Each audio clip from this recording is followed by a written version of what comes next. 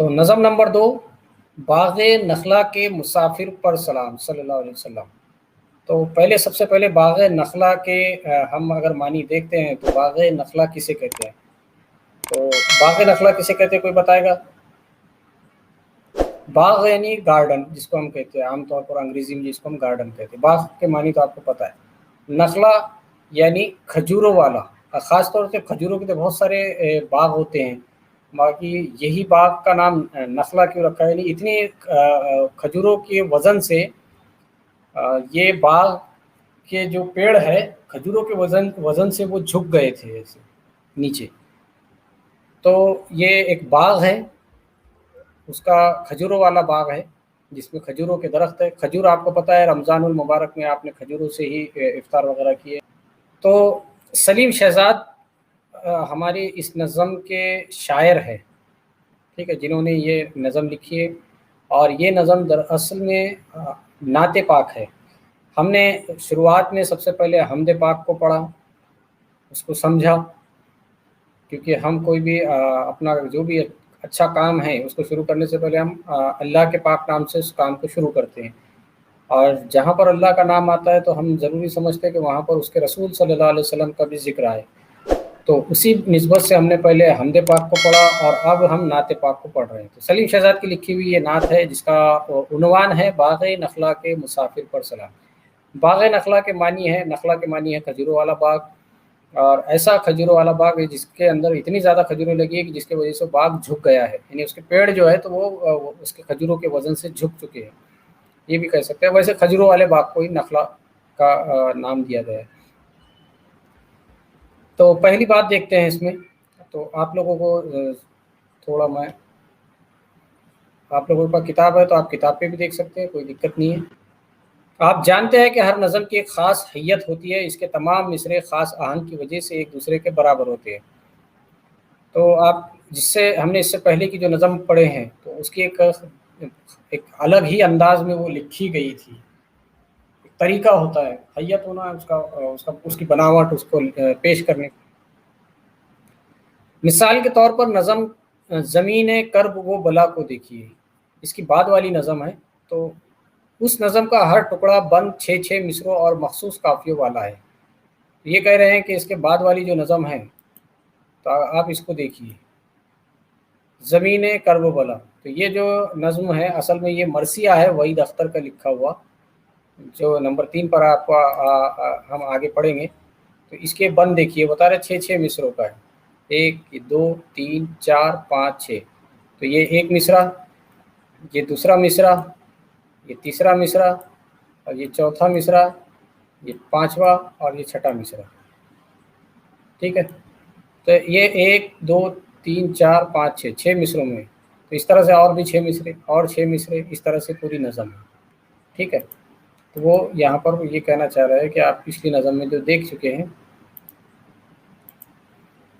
تو ہر ٹکڑا بند یعنی 6 مصروں اور مخصوص قافیوں والا ہے، اور اس کے اندر مخصوص قافیے استعمال بھی کیے گئے۔ یہ بات ذیل کی نظم کی حیت میں نہیں ملتی، تو یہ بات آپ کو اس نظم میں نہیں ملے گی۔ یہ دیکھیے، یہ کچھ الگ انداز میں لکھی ہوئی نظم ہے، ٹھیک ہے نا۔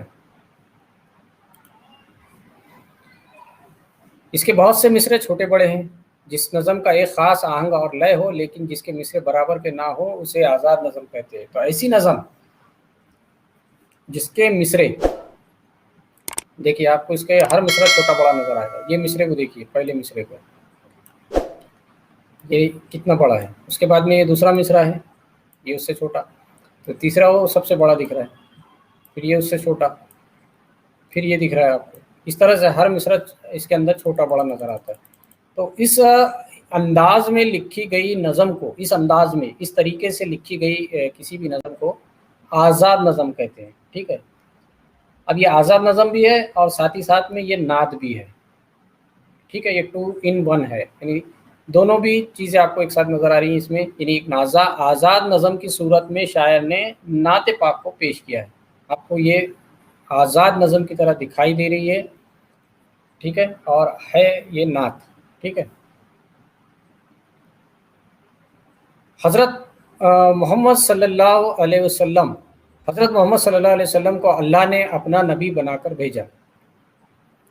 اللہ نے ہمارے پیارے آقا صلی اللہ علیہ وسلم کو اپنا نبی بنا کر اس روئے زمین پر بھیجا تاکہ انسانوں کی ہدایت کے لیے اعلان نبوت کے فوراً بعد آپ صلی اللہ علیہ وسلم نے لوگوں تک اللہ کا پیغام پہنچانے کا کام شروع کر دیا۔ کچھ شروعات کے کچھ دنوں تک اسلام کو اتنی اعلانیہ طور پر کہیے نہیں پھیلا تھا۔ اعلانیہ طور پر جب اللہ کا حکم ہوا تو آپ صلی اللہ علیہ وسلم نے اعلانیہ طور پر پھر اپنے اسلام کو پیش کرنا شروع کر دیا۔ تو اللہ کے حکم کے بعد میں جب یہ سلسلہ شروع ہوا تو اس میں آپ صلی اللہ علیہ وسلم کے اپنے رشتہ دار، اسی طرح شہر والے اور پھر دیگر بستیوں پھر آپ نے اسلام کی دعوت دی اپنے رشتہ داروں کو بھی، اپنے محلے والوں کو بھی، اپنے شہر والوں کو بھی، اور آس پاس کے جتنے بھی بستیاں تھیں اس وقت میں مکہ کے آس پاس میں اعلان نبوت کے بعد میں جب اللہ کے نبی نے اپنے اعلان کر دی کہ میں اللہ کا پیغمبر ہوں، میں اللہ کا نبی ہوں اور اللہ ایک ہے، اس بات کو سبھی لوگوں کو ماننا چاہیے۔ اب یہ جب آپ نے اعلان کیے تو انہوں نے اپنے رشتہ داروں کو بھی اس کی دعوت پہنچائے، شہر والوں کو بھی، محلے والوں کو بھی، اور مکہ کے آس پاس کے علاقوں میں بھی، ٹھیک ہے۔ پھر دیگر بستیوں کے لوگوں کو آپ صلی اللہ علیہ وسلم نے اسلام کی دعوت دی۔ حضور صلی اللہ علیہ وسلم نے اسی سلسلے میں طائف کا سفر اختیار کیا۔ تو اس میں ابھی ہم طائف کے سفر، طائف ایک بستی کا نام ہے جو مکہ سے نزدیک میں ہی ایک بستی ہے، تقریباً 20 یا 30 کلومیٹر کی دوری پر یہ مکہ سے دور، اب آج کے ٹائم میں تو یہ شہر ہے، اس زمانے میں بستی تھی۔ تو آپ اس بستی کی طرف بھی گئے، جس طرح سے ہر بستی کی طرف آپ اس وقت میں گئے تو اسی طرح آپ طائف کا بھی آپ نے ایک سفر کیا۔ وہاں کے لوگوں اور مشرکوں نے آپ صلی اللہ علیہ وسلم کی مخالفت کی۔ اب ظاہر سی بات ہے کہ جو مکہ اور مکہ کے آس پاس میں جو ان کے قدیم دین تھے یا جو بھی ان کے جو وہاں کے لوگوں کا جو مذہب تھا، اب یہ نیا مذہب ان کے سامنے آ رہا تھا، تو اس لیے بہت سارے لوگ اس کے خلاف بھی تھے۔ کئی لوگوں کو اچھا لگا تو انہوں نے اسلام کو قبول کر لیے، اور کئی لوگوں کو اس کے خلاف تھے تو وہ خلاف ہی رہے۔ تو جس طرح سے جن لوگوں نے آپ صلی اللہ علیہ وسلم کی دعوت کو قبول کیا تو وہ مسلمان کہلائے، اور جن لوگوں نے آپ صلی اللہ علیہ وسلم کی دعوت کو قبول نہیں کیا وہ مشرک اور کافر کہلائے۔ اور اتنا ہی نہیں بلکہ ان لوگوں نے آپ صلی اللہ علیہ وسلم کو ایذا بھی پہنچائی، تکلیفیں بھی پہنچائی۔ بہت ہم نے تقریر وغیرہ میں اور وعظ میں یہ چیزیں ہم نے سنے ہیں، احادیث کی کتابوں میں وغیرہ میں ہم نے پڑھے ہیں۔ تو طائف میں بھی یہی ہوا کہ لوگوں نے، وہاں کے لوگ ظاہر سی بات ہے کہ مسلمان نہیں تھے، تو اب جب ان کو اسلام کی دعوت کے لیے ہمارے نبی پاک صلی اللہ علیہ وسلم پہنچے تو آپ صلی اللہ علیہ وسلم کی انہوں نے مخالفت کیا، آوارہ لڑکوں کو، اور انہوں نے مخالفت کی، یعنی تو یہ تو کہے انہوں نے کہ ہم آپ کے دین کو قبول نہیں کرنے والے، اور بلکہ آپ صلی اللہ علیہ وسلم کو ستانے کے لیے وہاں کے جو آوارہ قسم کے جو لڑکے تھے ان کو پیچھے لگا دیا، آپ صلی اللہ علیہ وسلم کے پیچھے لگا دیا، جنہوں نے پتھر مار مار کر آپ صلی اللہ علیہ وسلم کو لہو لہان کر دیا۔ اور وہ لوگوں نے ہمارے نبی پاک صلی اللہ علیہ وسلم کو معاذ اللہ چڑھانے لگے اور برے برے الفاظ بولنے لگے، اور ساتھ ہی ساتھ وہ لوگوں نے پتھر بھی مارے، جس کی وجہ سے آپ صلی اللہ علیہ وسلم کے چہرے انور سے خون بھی نکلا تھا، پنڈلی مبارک سے خون نکلا، چہرے سے خون نکلا۔ آپ صلی اللہ علیہ وسلم، آپ صلی اللہ علیہ وسلم کی زندگی کا سخت ترین دن تھا، اور یہ بہت سخت دن تھا حضور پاک صلی اللہ علیہ وسلم کی زندگی کا۔ اسی واقعے کو شاعر نے ذیل کی نعت میں بیان کیا ہے جو آزاد نظم کی حیت میں ہے، اور یہی واقعہ ہم انشاءاللہ اس کے اندر ڈیٹیل میں اس کو پڑھیں گے، سمجھیں گے۔ آگے بڑھتے ہیں۔ حضرت محمد صلی اللہ علیہ وسلم کی تعریف و توصیف میں کہی جانے والی نظم کو نعت کہتے ہیں۔ تو آپ کو یہ یاد کر لینا ہے، نعت کی تعریف اکثر و بیشتر ہمارے ایگزامس میں پوچھی جاتی ہے، 2 مارکس کے لیے بھی تو یہ پوچھتا ہی ہے تقریباً۔ تعریف تو آپ کو یاد کر لینی ہے، یہ سب سے چھوٹی تعریف ہے آپ کی کتاب میں لکھی گئی۔ آپ یہ تعریف ہے کہ دیکھیے کہاں سے، حضرت محمد صلی اللہ علیہ وسلم کی تعریف و توصیف میں کہی جانے والی نظم کو نعت کہتے ہیں۔ یعنی کہ ایسی نظم جس میں ہمارے نبی پاک صلی اللہ علیہ وسلم کی تعریف کی جائے، ان کے معجزات کا ذکر کیا جائے، تو ایسی نظم کو نعت کہتے ہیں. ٹھیک ہے، اب آگے بڑھتے ہیں. نعت میں آپ صلی اللہ علیہ وسلم کی سیرت کے واقعات بھی بیان کیے جاتے ہیں. کئی مرتبہ ہم نعت پاک کے ذریعے آپ صلی اللہ علیہ وسلم کی سیرت کے واقعات بھی بیان کر دیتا ہے شاعر، وہ بھی پڑھتے ہیں ہم لوگ. تو شاعر اپنی شاعری کے انداز میں سیرت مبارکہ بھی پیش کرتا ہے ہمارے نبی پاک صلی اللہ علیہ وسلم کی، تو اس کو ہم نعت ہی کہیں گے. مثلاً آپ صلی اللہ علیہ وسلم کی ولادت کا بیان اب یہاں پر بتا رہا ہے آگے وہ بڑھ کر شاعر کہ کبھی کبھی کوئی شاعر اپنی نظم کے اندر حضور کی پیدائش مبارکہ کا بھی ذکر کر دیتا ہے، ولادت کا بھی ذکر کرتا ہے. تو ایسی نعت کو اکثر و بیشتر ہم لوگوں نے باقاعدہ بھی بہت سارے ایسی نعتیں ہیں جس کے اندر حضور کی آمد کا ذکر ہے، تو اس کو ہم مولود نامہ بھی کہتے ہیں. اسی سے بنا عید میلاد النبی. تو میلاد مولود، یعنی اسی سے مولود سے ہی میلاد بنا ہوا. تو مولود نامہ کہتے ہیں جس میں حضور علیہ الصلوۃ والسلام کی آمد کا ذکر آپ کو نظموں میں ملے گا. ایسی اسپیشل وہ نظم کے اندر صرف آپ کو حضور کی آمد کا ذکر. ٹھیک ہے، تو ایسی خصوصی نظم کو مولود نامہ ہے. کیا وہ نظم نعت ہی ہے، ٹھیک ہے، مگر اس میں ذکر ہو رہا ہے آپ صلی اللہ علیہ وسلم کے ایک پیدائش کا ذکر ہو رہا ہے، تو اس کو مولود نامہ. آپ صلی اللہ علیہ وسلم معراج کے واقعے پر جب معراج کے وقت میں جب آپ آسمانوں پہ گئے اور اللہ سے آپ ہم کلام ہوئے، اللہ سے آپ نے ملاقات کی، تو معراج کے واقعے پر جو شاعروں نے نعتیں لکھی ہیں، جو نظمیں لکھی ہیں، تو اس کو ہم کہتے ہیں معراج نامہ. ہے حقیقت میں وہ بھی نعت، ٹھیک ہے، وہ بھی نعت ہے. مولود نامہ بھی نعت ہے، معراج نامہ بھی نعت ہے، مگر ایک خصوصی آپ صلی اللہ علیہ وسلم کی خصوصیت کے بارے میں اس کے اندر ذکر کیا جاتا ہے. یعنی معراج کے بارے میں پوری نظم میں معراج کا ذکر ہوگا تو اس کو معراج نامہ کہیں گے. اسی طرح آپ صلی اللہ علیہ وسلم کی صفت نور پر لکھی گئی، یعنی آپ صلی اللہ علیہ وسلم کی ایک صفت نور کی بھی ہے، تو آپ کی صفت نور پر لکھی گئی نعت کو ہم نور نامہ کہتے ہیں. بہت سارے بچوں کے گھروں میں بھی ہے، اور جمعے کے روز بہت سارے لوگ اس کی تلاوت بھی پڑھتے بھی ہے. اس کو نور نامہ، آپ نے یہ نام تو سنے ہی ہوں گے آپ نے. نور نامہ کس کس نے سنا ہے میسج کر کے بتائیے گا، اور کس کس کے گھر میں وہ بھی بتائیے گا.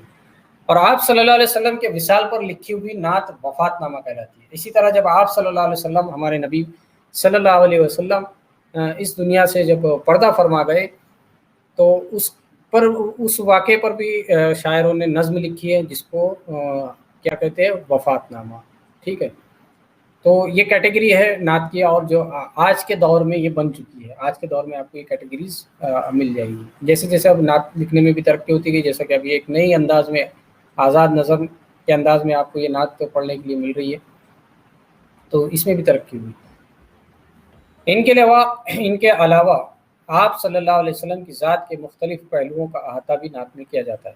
تو یہ کچھ چیزیں بتائے، اس کے علاوہ بھی بہت سارے پہلوؤں کا، جیسا کہ اس میں ایک پہلو جو طائف کے سفر کا پہلو کا ذکر شاعر نے کیا ہے، تو کسی ایک پہلو کو بھی شاعر کیا کرتے کہ ذکر کرتے، تو اس کو بھی ہم نعت ہی کہیں گے.